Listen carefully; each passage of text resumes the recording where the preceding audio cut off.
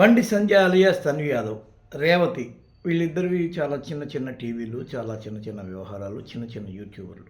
వీళ్ళు ఈరోజు ఇంత పెద్ద ఎత్తున ఒక గవర్నమెంట్ వీళ్ళని అరెస్ట్ చేసిందంటే దాని అర్థం ఏంటి అంటే కేటీఆర్కి వచ్చిన ఒక ఆలోచన. కేటీఆర్ గతంలో ఏమన్నాడంటే, నేను యూట్యూబ్ ఛానల్ పెట్టుకుంటే పోయిండేది, ఈ మెడికల్ కాలేజీలు, గురుకులాలు, ఆ కాలేజీలు, ఈ కాలేజీలు ఏవేవో పెట్టాను, యూట్యూబ్ ఛానల్లే కరెక్ట్ అన్నాడు. దాని అర్థం ఏంటంటే ఒక రఘు మన తెలుగు వీలు కావచ్చు, ఒక క్యూ న్యూస్ చింతపండు మల్లన్న అలియాస్ తీన్మార్ మల్లన్న అలియాస్ చింతపండు నవీన్ కావచ్చు, వీళ్ళందరూ అసలు ఇప్పుడు చింతపండు నవీన్ అంటున్నాడు, ఇదంతా నాదే, రేవంత్ రెడ్డికి నేను సీఎం సీట్ ఇప్పించా, కేసీఆర్ని నేను ఓడగొట్టాను, అతను కుండబద్దలు కొడుతున్నాడు.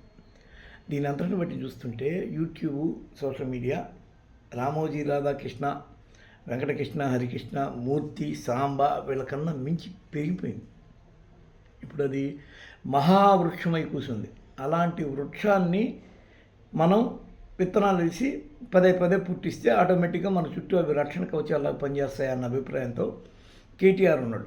ఈ కేటీఆర్ ఉండడం వల్ల ఇదంతా జరుగుతుంది. దానితోడు సునీల్ కనుగోలు వచ్చి ఆ రోజుల్లో కొద్దిగా కిరాక్ పనులు చేసి తిరిగి రిటర్న్ బ్యాక్ అయిపోయి ఆయన పైన వాళ్ళు చూసుకుంటూ ఇక్కడ సో కాల్డ్ కాంగ్రెస్ పార్టీకి కావచ్చు, రేవంత్ రెడ్డికి కావచ్చు, సోషల్ మీడియాని చేస్తున్న వాళ్ళు చాలా లైటర్ వ్యాన్ సబ్జెక్ట్తో చేయడం, అసలు ఏకంగా Telangana Congress Twitter handle, official Twitter హ్యాండిల్లో పెడితే ఫామ్ హౌస్ పాలన కావాలా, ప్రజాపాలన కావాలా అంటే మాకు ఫామ్ హౌస్ పాలనే కావాలనేంత డ్రైవ్ని కేటీఆర్ దగ్గర నుండి నడిపిస్తున్నా అంటే మామూలు విషయం కాదు ఇది.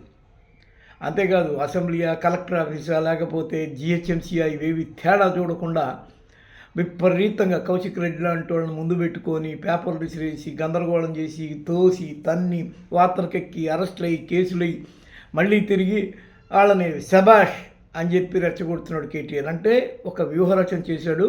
ఆ వ్యూహరచన చాలా పెద్దది. దీని వెనక గతంలో ఆయనకైన అనుభవం కూడా ప్రధాన పాత్ర. అందులోంచి పుట్టుకొచ్చినవి ఇవన్నీ. అసలు ఎవరి రేవతి, ఎవరి తన్వి యాదవ్? తన్వి యాదవ్ అయితే శశి టీవీ అని ఒక టీవీలో, సాధారణ టీవీ, అది కూడా దానికి కాంగ్రెస్ ఓరియంటెడ్ టీవీ అది. ఆ టీవీలో ఒక సమయంలో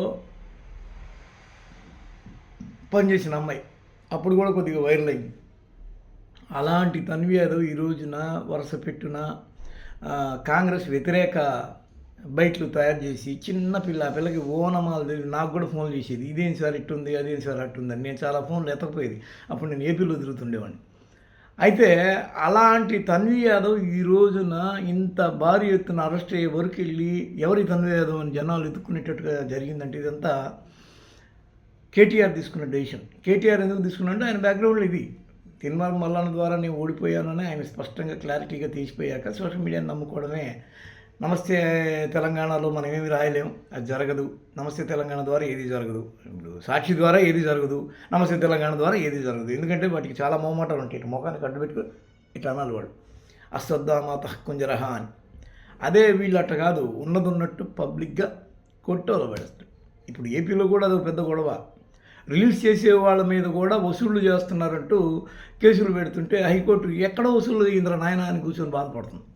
కేసులు అవుతుంది. సాయి అయితే జర్నలిస్ట్ సాయి, సరే బూతులు తిట్టడము అనేది ఒక అర్థం పద్ధం లేని వ్యవహారం, దానికి ఒక పరిష్కారం ఉండాల్సిందే. పోసాన్ని ఈరోజు తిప్పుతున్నారంటే ఓ నాయన నేను ఆత్మహత్య చేసుకుంటాను, నన్ను ఇంక వదిలేంట్రా అని అతన్ని చేత అనిపించారంటే దాని అర్థమైంది అంటే దానిలో ఒక స్కీమ్ ఉంది.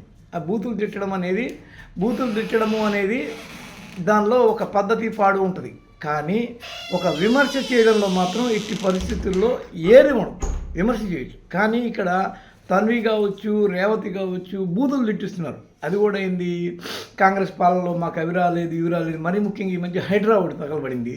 ఆ హైడ్రా ద్వారా బాధితులందరి చేత పోవడం, అమ్మలక్కలు తిట్టడం భయంకరంగా ఉంటాయి, చెవులు పడతాయి. అలాంటి బూతులు తిట్టించి దాన్ని ఎక్స్పోజ్ చేసి వాళ్ళకున్నది 1-6 సబ్స్క్రైబర్లు అయినా కానీ సోషల్ మీడియాలో రకరకాల హ్యాండిల్ పెట్టుకోవడం, ఏదో నిప్పుకోడి అంట పెట్టుకోవడం, కుమ్మడం. అంటే సోషల్ మీడియాని అడ్డం పెట్టుకొని కేటీఆర్ వేసిన స్కెచ్లో భాగం ఇది. గతంలో రేవంత్ రెడ్డి కూడా ఇట్లాంటి స్కెచ్లో ఫాలో అయ్యే కేసీఆర్ని పడగొట్టాడని సాక్షాత్తు చింతపండు నవీనే చెప్పేస్తున్నాడు తీన్మార్మల్లన్న. అతన్ని ఎమ్మెల్సీ వరకు వెళ్ళడము ఒక సమయంలో అతనికి 5 కోట్లు ఇచ్చారని అన్నారు, రఘుగడికి 2 కోట్లు ఇచ్చారు అని అన్నారు. ఈ స్థాయిలో ఇక్కడ సోషల్ మీడియా వాడకం జరుగుతోంది. సోషల్ మీడియా అనేది ఎంత బాగా కేటీఆర్ డ్రైవ్ చేస్తున్నాడు అన్న దానికి ఇది ఒక నిదర్శనం. అసలు కాంగ్రెస్ సోషల్ మీడియా పడుకొని నిద్రపోతుందన్న అపవాదు, విమర్శ ఇదొక పెద్ద గోల. ఇలాంటి వాటన్నిటిలోంచి ఏం చేయాలా ఏం చేయకూడదా అనే ఒక ఇది మహిళా సెంటిమెంట్ని కూడా అడ్డు పెట్టుకుని వాళ్ళు తీన్మార్మల్లన్న రఘుని పెట్టుకుంటే వీళ్ళు రేవతి తన్వి యాదవ్ వీళ్ళు ఇప్పుడు బయటకు వచ్చారంటే పరిస్థితి ఏంది? ఇంకొద్దిగా గట్టిగా ఎక్కుతారు అంటే వీళ్ళు ఇప్పుడు 14 రోజులు రిమాండ్ విధించారంట. వీళ్ళు వచ్చే రోజుల్లో ఇంకొద్దిగా మహమ్మర్లు తయారైతే ఛాన్స్ ఉంది.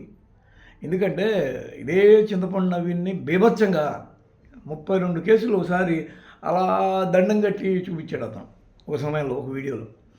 అలాంటి కండిషన్లో వీళ్ళు కంట్రోల్ అవుతారా లేదనేది ఎప్పటికీ ఆశ్చర్యకరం.